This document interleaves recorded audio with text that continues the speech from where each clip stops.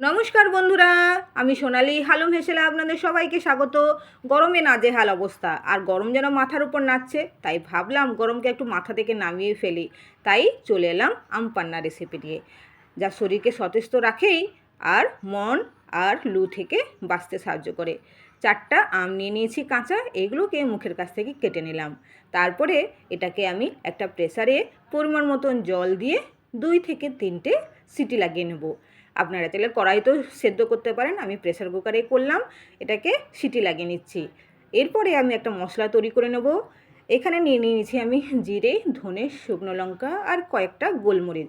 এটাকে শুকনো খোলায় ভেজে এটাকে সুন্দর একটা পেস্ট তৈরি করে নেব। আমগুলো সিদ্ধ হয়ে গেছে দেখুন। এরপর এটাকে আমি ছালটা ছাড়িয়ে নেব আর এর শাঁসটা আমি বার করে নেব। একে একে করে সব আমের শাঁসগুলো বার করে নিচ্ছি। এরপর এটাকে আমি গ্রাইন্ড করে নেব। চামচের সাহায্যে করতে পারেন, নাহলে হাত দিয়ে চটকেও করতে পারেন।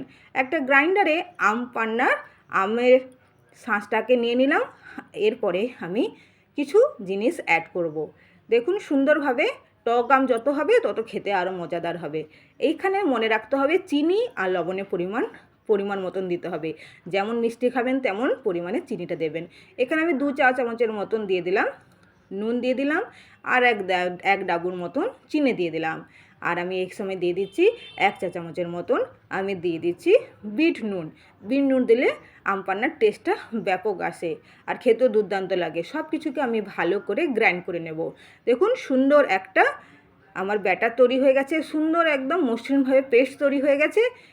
এই সময় যে আমি আম সেদ্ধ করার সময় যে জলটা ছিল, সেই জলটা এই সময় আমি অ্যাড করে আর একবার মিক্সিং জারটা ঘুরিয়ে নেব। পরিমাণ মতন জল যেটা ছিল সেটা দিয়ে মিক্সিং জারটা আরেকবার করে ঘুরিয়ে নিচ্ছি। তাহলে এর যে ঘোলটা, সে ঘোলটা দেখুন সুন্দরভাবে পরিমাণ মতন আমার রেডি হয়ে গেছে, আম পেস্ট হয়ে গেছে। এরপর আমি একটা কাঁচের জার নিয়ে কিছুটা পরিমাণ এটাকে আমি স্টোর করে ফ্রিজে রেখে দেবো। আপনারা চাইলে এটাকে 1 সপ্তাহ 15 দিনেও খেতে পারেন। 1 থেকে 2 চামচ নিয়ে পরিমাণ মতন জল দিয়ে এটাকে আপনারা যখন খুশি তখন খেতে পারেন। এটাকে আমি ফ্রিজে স্টোর করে রেখে দিলাম আর বাদ বাকিটা দিয়ে আমি 2টো গ্লাসে আপনাদের কাছে সার্ভ করে দেখাচ্ছি। দেখুন 2টো গ্লাস নিয়ে নিয়েছি আর এখানে 1 ডাবু মতন আমি নিয়ে নিচ্ছি আম পান্নার আমের ঘোল। তারপরে যে আমি মশলা রেডি করে রেখেছিলাম ভাজা, সেই মশলাটাকে ভালো করে পেস্ট করে নিয়েছিলাম, সেটা এই সময় আমি অ্যাড করব। দিয়ে দিচ্ছি পরিমাণ মতন ঠান্ডা জল। ফ্রিজের ঠান্ডা জল দিতে পারেন, নাহলে সোডাও দিতে পারেন। আমি ফ্রিজে ঠান্ডা জলই দিলাম। আর দেখুন এই মশলাটা আমি শুকনো খোলায় ভেজে রেখেছিলাম, সেটা এই সময় আমি সামান্য পরিমাণে 1/2 চা চামচের মতো 2টো গ্লাসে দিয়ে দিচ্ছি। আর বাড়িতে থাকে যদি পুদিনা পাতা, সেটা এই সময় আপনি দিতে পারেন। পুদিনা পাতার সেন্টটা খুব সুন্দর লাগে আর মাইন্ডটাকেও রিফ্রেশ রাখে।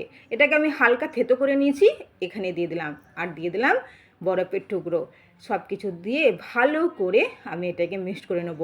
দেখুন তো খেতে কেমন লাগবে, নিশ্চয়ই ভাবতে পারছেন খেতে খুবই ভালো লাগে, ঠান্ডা ঠান্ডা কুলকুল।